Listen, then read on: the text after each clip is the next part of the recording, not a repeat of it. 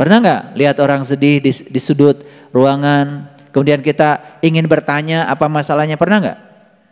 Yang terjadi kebanyakan orang, boro-boro ingin tahu masalahnya, peduli saja sama kesedihannya, tidak ada. Betul nggak? Apakah seperti itu orang beriman? Jadi jangan sombong lalu mengatakan kita sudah beriman. Makanya untuk mengukur seseorang baik atau buruk, jangan dilihat dari berapa sering dia pergi ke tempat ibadah. Lihat cara dia memperlakukan orang lain. Itu ukuran yang paling nyata bagi saya.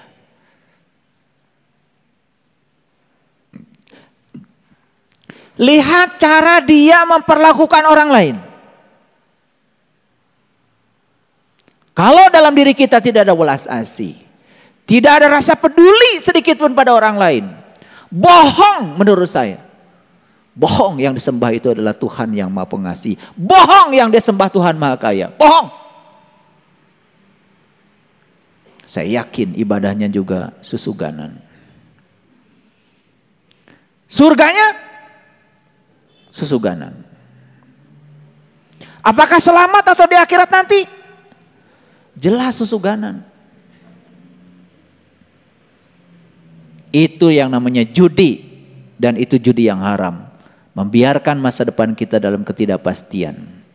Saat ada orang yang perlu ditolong kita diam, sebenarnya kita ini berpaling dari tangan Allah yang sedang dihadirkan kepada kita.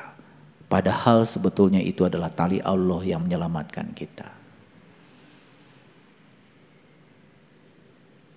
Kenapa hari ini saya berbicara ini? Sudah saatnya spiritual itu nampak menjadi perilaku di kehidupan nyata.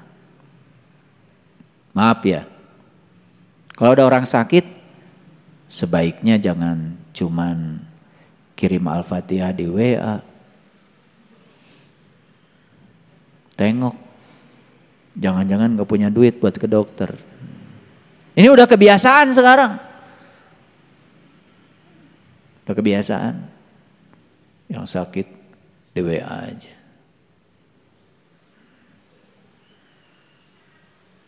Hati-hati itu. Itu tipuan. Belum selesai kewajiban kita. Harusnya kita tanya sakitnya apa, berapa lama, punya BPJS atau tidak. Apa yang bisa saya bantu? Kelompok kita ini kelompok spiritual. Bukan kelompok orang-orang penghayal. Jadi sudah saatnya kita menyentuh aspek realitas. Hai Musa, kenapa ketika aku sakit kamu tidak menjenguk aku? Kata Tuhan dalam hadis qudsi. Bagaimana engkau sakit Tuhan? Tetanggamu yang sakit. Dan kalau kamu datang menjenguknya, kau menjenguk aku. Apa pesan hadis qudsi itu? Pesan hadis qudsi itu adalah berhentilah sekedar basa-basi di WA group. Dan kita merasa sudah bersimpati. Menurut saya itu bagus, tetapi tidak menyelesaikan apa-apa. Setuju gak kalau dengan saya? Gimana kalau kita punya sebuah tabungan sosial? Yang semut-semut, yang gajah-gajah, kelola secara bagus. Kita ubah nanti kalau ada yang sakit, jangan cuma didoakan di WA. Utus seseorang dari tempat ini menemuinya. Kasihlah santunan untuk membahagiakan orang yang sedang kesusahan. Setuju nggak? Itu spiritual. Setuju apa tidak? Semangat dong. Oke. Nanti mulai aja, silakan bikin penitiannya. Kita mau naik kelas. Ya, jangan puas cuman mendoakan. Ada orang meninggal, jangan cuman innalillahi wa inna turut berduka cita. Udah orang meninggal, berduka cita, turut lagi kita. kacau itu, ya. Ya. Jadi saya harapkan dana sosial itu menjadi dana abadi yang bisa menyantuni saudara kita yang ditinggalkan keluarganya. Saya yakin itu akan membahagiakan dan kita akan jauh lebih bahagia. Itu spiritual. Spiritual bukan meditasi. Spiritual bukan hening di tempat tersembunyi. Itu latihannya. Spiritual adalah praktek di kehidupan nyata. Setuju? Setuju apa tidak? Oke, bagus. Berarti ngaji Rabu lanjut.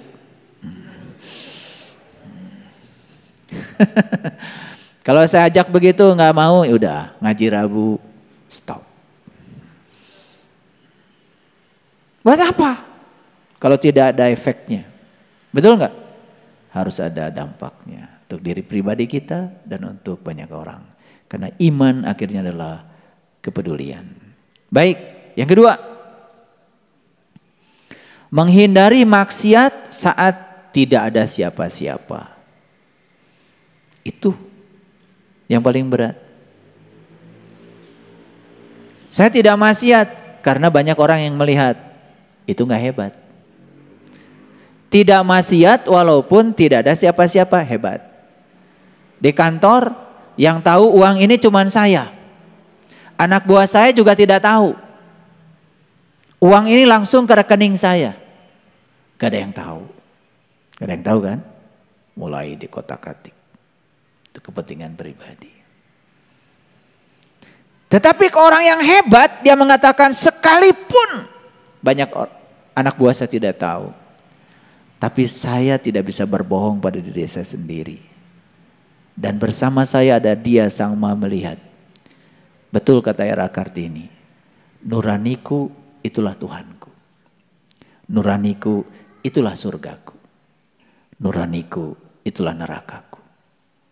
Saat aku berbuat baik, nuraniku senang dan mengganjarnya. Saat aku berbuat jahat, nuraniku akan menghukumnya dengan rasa bersalah yang dalam. Jadi Tuhan yang di luar terus saja disembah-sembah, dicari-cari.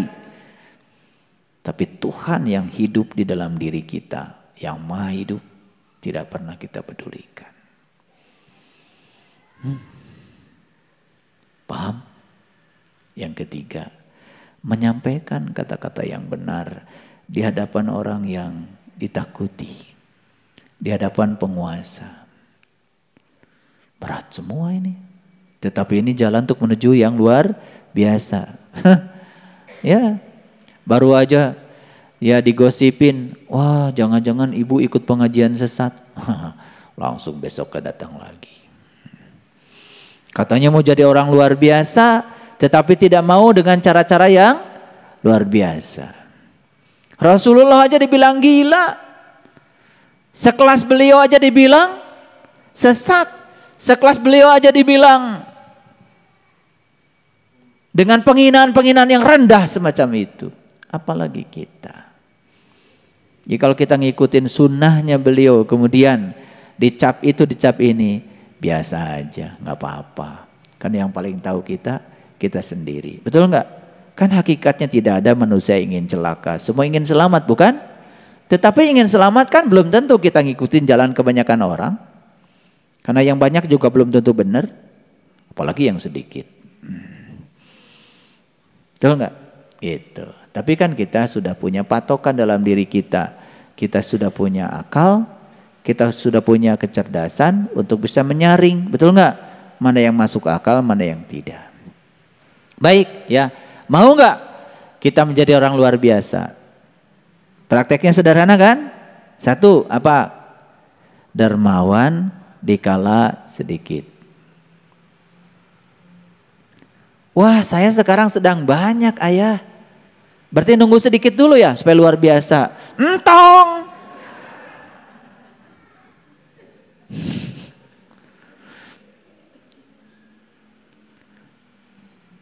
Kan hidup itu selalu dualitas, tidak selalu begitu. Lagi banyak ya udah jelas, lagi banyak itu udah jelas, sedikit aja berbagi, apalagi lagi banyak. Wah, kalau saya lagi banyak berbagi kan tidak termasuk luar biasa. Jadi gimana tuh? Nunggu tidak ada lu. Begitu? Jangan. Yang kedua adalah menghindari perbuatan maksiat sekalipun tidak ada yang mengawasi. Dan yang ketiga, menyampaikan kata-kata yang benar sekalipun itu berat. Siap apa tidak? Iya, harus siap. Kan mau jadi luar biasa. Betul nggak? Iya. Abdi badannya res gitu teh. Siun. Ori gagah. Mau jadi manusia luar biasa. Ciut ya, tidak ada keberanian. Gitu. Paham ya? Baik. Jadi orang hebat itu adalah orang yang memiliki kemampuan menyembunyikan kemelaratannya sekalipun sehingga orang lain menyangka ia berkecukupan. Karena dia tidak pernah meminta. Ini perlu saya bahas. Ya, perhatikan saya. Kalau kita sedang kekurangan, kemudian kita mengeluhkan kekurangan, itu jadi doa semakin kekurangan. Karena pikiran, kata-kata, dan perbuatan itu doa. Hati-hati itu. Hati-hati ya. Nah, ini bisa diekstrapolasi. Kalau kita sudah punya masalah, hati-hati. Boleh menyampaikan masalah pada orang yang tepat, yang bisa membantu menyelesaikannya. Jangan diumbar kepada sembarang orang. Kalau hanya diceritakan berulang-ulang, hanya menguatkan masalah kita. Karena pikiran, kata-kata, dan tindakan itu doa yang sebenarnya. Nih saya kasih tahu, kalau kita sedang susah, jangan menunjukkan. Coba susah. Udah. Supaya kelihatan susah, saya mau pakai baju compang-camping saja. Maaf ya, maaf. Itu yang sedang pakai baju compang-camping, dia itu sedang memamerkan kesusahannya pada orang lain. Kira-kira akan keluar nggak dari kesusahan? Tidak, makin susah. Karena pikirannya susah, kata-katanya juga pasti susah. Betul nggak? Betul. Ya, kieu kan? Gitu. Yang didongengkan pasti kesusahan. Yang dilakukan tindakan yang membuat orang lain tahu kalau dia susah. Pakai baju sengaja rambut rapi pun diacak-acak heula. Ya. Kasih lumpur-lumpur dikit. Biar kelihatan susah. Jadi doa enggak itu? Gimana ya saya pengen menyampaikan ini sama mereka yang suka begitu. Caranya gimana ya? Karena kalau mereka terus begitu, sesungguhnya dia sudah menjadikan itu sebagai doa bagi kesusahannya. Nih saya kasih tahu. Susah. Uang enggak punya. Tapi tidak pernah cerita kesusahan dan tidak pernah menunjukkan diri kalau dirinya sedang susah. Cerah, ceria. Itu jadi doa, nggak akan lama tuh susahnya. Ieu mah tiap panggih teu boleh.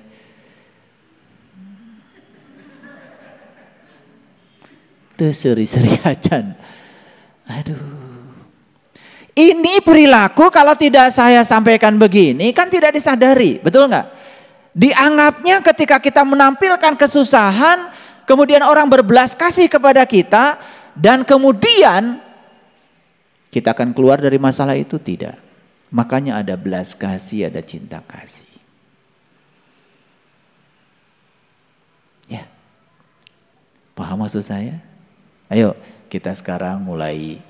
Bukan berpura-pura, bukan. Sebetulnya itu sedang menghibur diri supaya kita tidak semakin terjebak dalam sesuatu yang disebut dengan kesusahan. Karena orang yang hebat itu adalah orang yang memiliki kemampuan menyembunyikan amarah. Sehingga orang lain mengira bahwa dia itu ridho. Pernah nggak lihat orang sebetulnya mungkin sedang marah, tetapi dia tidak menunjukkan kemarahannya. Seakan-akan dia ridho saja terhadap segala peristiwa. Itu doa bukan? Doa bukan? Itu doa. Ya. Yang sering Bapak Ibu saksikan seperti apa? Apakah orang yang ridho atau orang yang sedang menunjukkan kemarahannya? Nah, ingat, kalau orang sedang menunjukkan kemarahannya, sesungguhnya dia sedang menunjukkan siapa dirinya. Hati-hati itu, siapa yang direndahkan? Allah. Kata Allah, emang gue pikirin. Yang direndahkan ya lu sendiri. Betul nggak? Makanya marah itu selalu berakhir dengan malu. Ya, oke. Apalagi gini, mana nyaho tuh orang teh keur amek.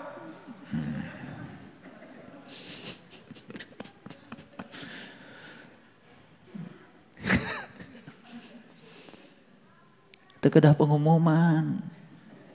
Betul nggak? Karena orang yang paling jelek di dunia adalah orang yang sedang marah. Geus katingali gorengna. Teu kudu pengumuman. Nyaho tuh maneh urang keur amek. Geus puguh katingali. Betul nggak? Waduh, itu mah pengumuman luar biasa. Ya. Jadi Bapak Ibu, siapkah praktek? Kalau ada kemarahan, coba belajar untuk tidak menunjukkan kemarahan kita. Tunjukkan bahwa kita ridho dengan apapun. Praktek bukan itu. Ini praktek spiritual. Dan pulang dari sini bakal ada kejadiannya. Pulang dari sini nih nanti saya doakan. Ya, coba minggu depan laporkan sama saya. Ya, laporkan sama saya. Betul gak omongan saya? Akan kejadian. Pulang dari sini ntar. Perhatikan saya. Ya. Perhatikan saya. Ya. Itu. Nah, orang yang hebat adalah orang yang memiliki kemampuan menyembunyikan kesusahan. Sehingga orang lain mengira dia senang. Begitu datang, sudah ciremai.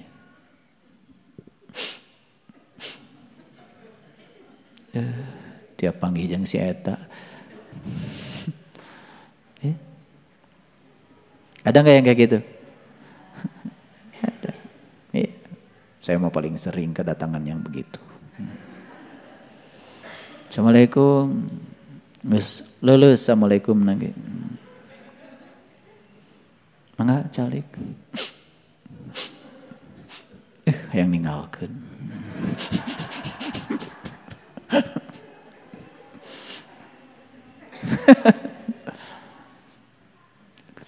Tahan heula atuh emosi teh, sok ngomong heula. Para ruguh jojolan ceurik. Ya. Makanya kita perlu memiliki sahabat dalam hidup ini. Sahabat yang selalu menguatkan. Terutama sahabat yang selalu membantu kita untuk taat kepada Allah. Makanya ada kata-kata bijak di luhur kita, apabila engkau memiliki seorang sahabat yang membantumu dalam ketaatan kepada Allah, genggamlah erat dia. Jangan kau lepaskan, karena mendapatkan seorang sahabat yang baik adalah perkara yang sulit. Sedangkan melepaskannya adalah perkara yang mudah.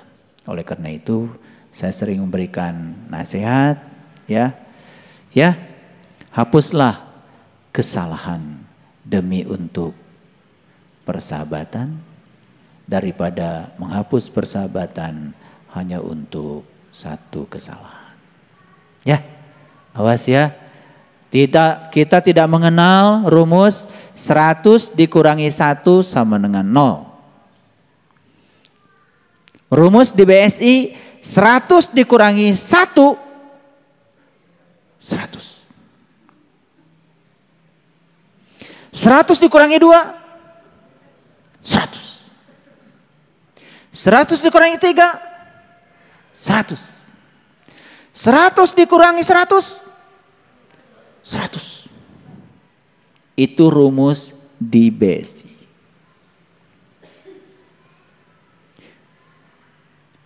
Karena selama ini matematika yang kalian gunakan itu matematika yang keliru. 100 dikurangi 1, 0. Ada orang melakukan 100 kebaikan buat kita, 1 kali melakukan kesalahan, langsung 0. Tidak ada ampun bagimu. Keren. Manusia macam apa semacam itu. Jadi 100 dikurangi 99 berapa? 100. Waduh, hari ini semua akan datang nih sama kalian. Habis ini, semua yang diceramahkan oleh saya sekarang nih, habis ini akan datang. Percaya atau tidak. Nanti pulang dari sini langsung. Ingat, baru tadi. Praktek.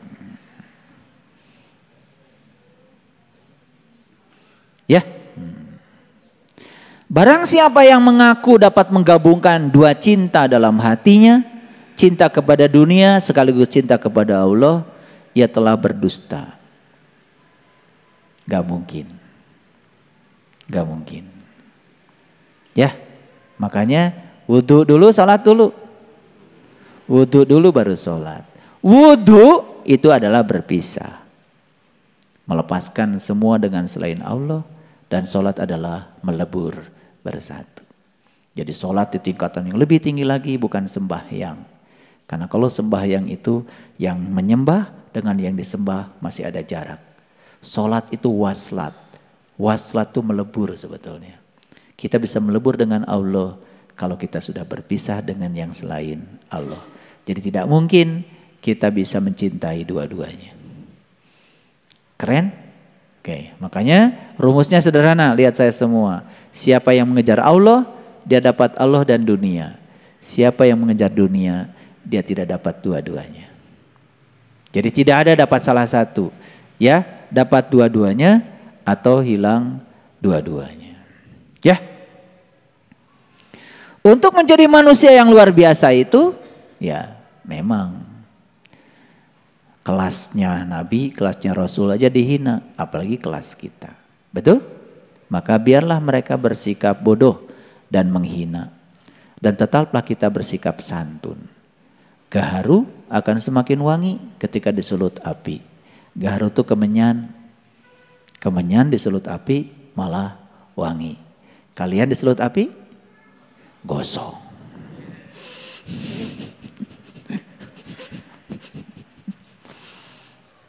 Suka menyulut gaharu nggak di rumah? Ya gaharu untuk meditasi kan suka ada ya, wangi-wangian. Sekarang tuh malah ada, saya punya di rumah ada tempatnya itu. Persis kayak itu ya, padat seperti apa, berpilin seperti obat nyamuk itu ya. Yang 3 roda itu, 3 roda. Gitu. Jadi waktu Jakarta itu banyak nyamuk, kemudian Gus Dur kan pidato. Itu. Ini kata Gus Dur, nyamuk ini banyak di Jakarta gara-gara bemo waktu itu dilarang beroperasi. Dan bemo semua digudangkan. Gitu. Karena nyamuk sini cuma takut 3 roda.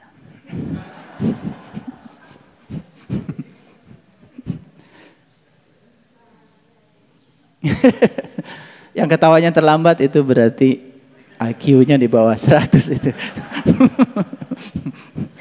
Nanya, maksudnya naon? Aduh, pira aku nggak bodor kedah dijelaskan.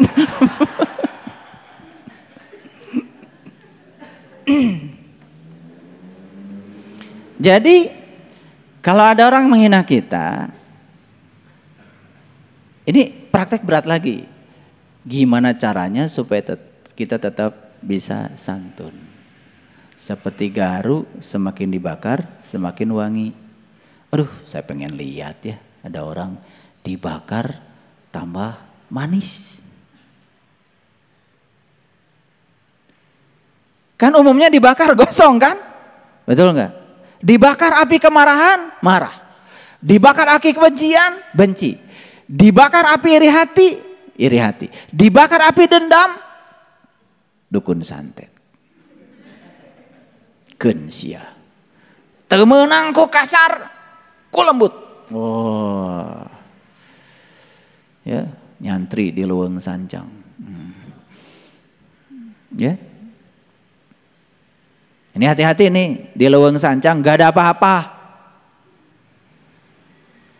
Karena pesan leluhur kita, sing bisa napak sancang bukan sakti. Napak sancang itu artinya dimanapun kalian berada harus bisa adaptif terhadap situasi. Di mana bumi dipijak, di situ langit dijunjung. Jadi napak sancang itu punya kemampuan adaptif terhadap situasi. Itu napak sancang. Jadi banyak yang pengen sakti pergi ke sana. Orang sakti itu bukan orang yang bisa jalan di air. Lauknya bisa.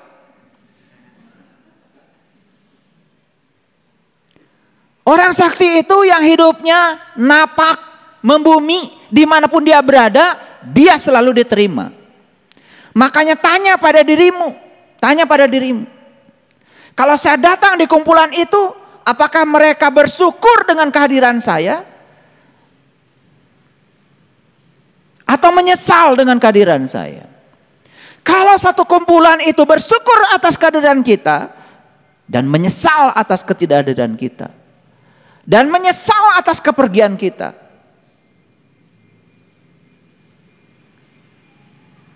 itu tandanya kita napak sancang, sakti. Taeta sakti mandraguna. Anu katabrak, oh disambung-sambungkeun toh. Nyambung deh, sakti. Bukan. Kalau orang diberi kelebihan seperti itu adalah kelebihan khusus dari Allah. Sakti tidak. Dia sedang dipakai oleh Allah untuk itu. Yang sakti itu yang bisa menyambungkan orang-orang yang pecah belah, yang bermusuhan. Taetanu sakti. Ya. Gitu. Mereka mana ya? Ada yang angkat ke ditu naon? Iya anu pas saya. Di pihak mana Bapak? Di pihak di Gelo. Yang benar itu datang kemudian menyambungkan yang terpisah. Jadi orang ketiga yang bisa sakti.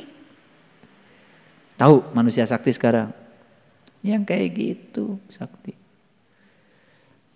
Abdi mah dibelem ku seuneu tekaraos. Betul. Tangannya gini dibakar. Sakti? Bukan. Itu mah tipuan.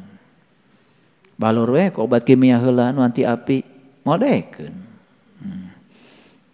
Betul enggak? Iya. Siapa yang sakti? Teu kabeuleum.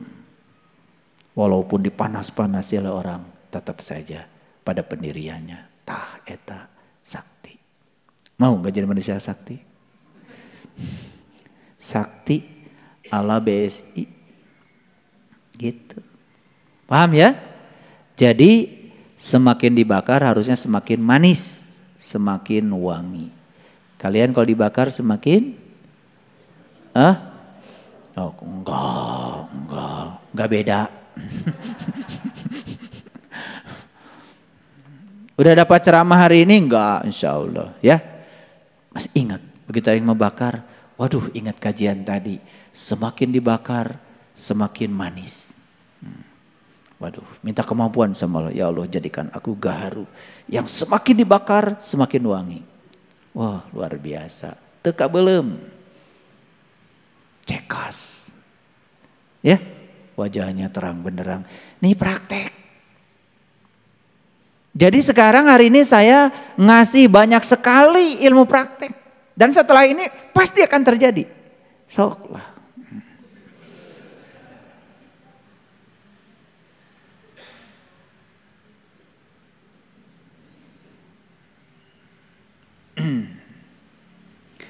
Terlalu keras dan menutup diri terhadap orang lain akan mendatangkan musuh.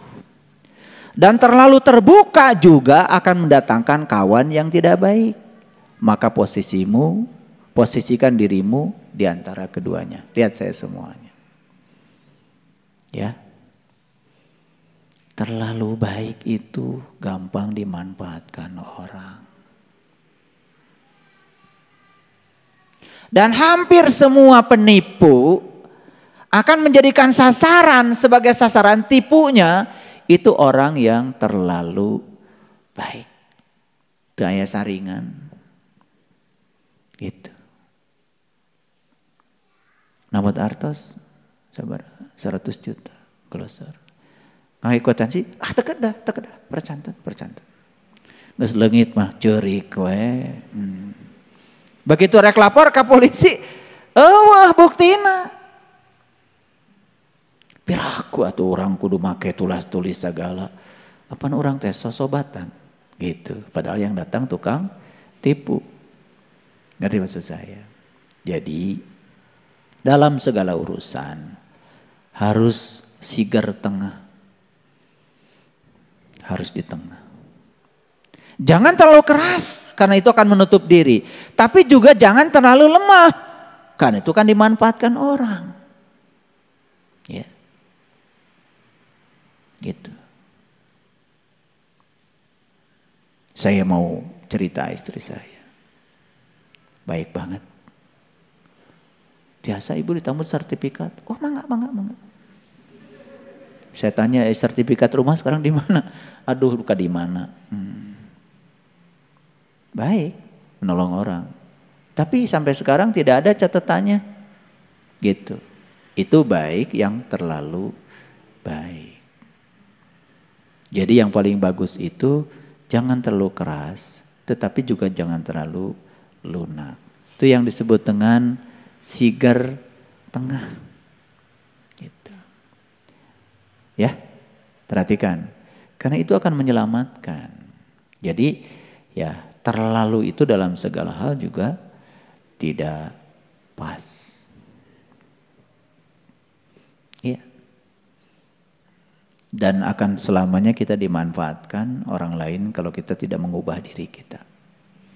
Jadi saya menyampaikan ini, ayo kita punya kelemahan apa, ayo kita perbaiki. Ya, baik. Carilah sahabat yang setia dalam suka maupun duka. Karena hidupmu senantiasa berputar di antara suka dan duka. Betul? Kan kita ini hidup yang paling kecil skupnya rumah tangga. Rumah itu tempat berlangsungnya kehidupan, tangga itu tempat naik. Jadi suka dan duka itu bisa jadi tempat naik, bisa jadi juga untuk turun. Betul? Nih saya kasih tahu. Kapan Bapak Ibu naik? Ketika suka atau ketika duka? Nih. Kapan turun? Ketika suka atau duka? Kebanyakan justru kita naik ketika duka.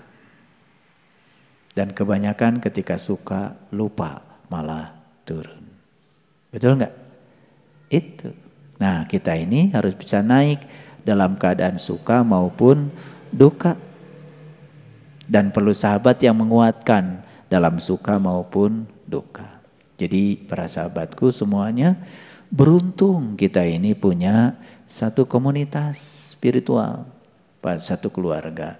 Di keluarga ini kan kita selalu aja saling menguatkan. Ya, jadi dari banyak hal yang saya sampaikan dari tadi, kira-kira berani nggak untuk mengamalkan semua itu? Berani? Wah, berarti luar biasa. Ya, saya doakan setelah ini langsung praktek. Langsung belajar. Ya.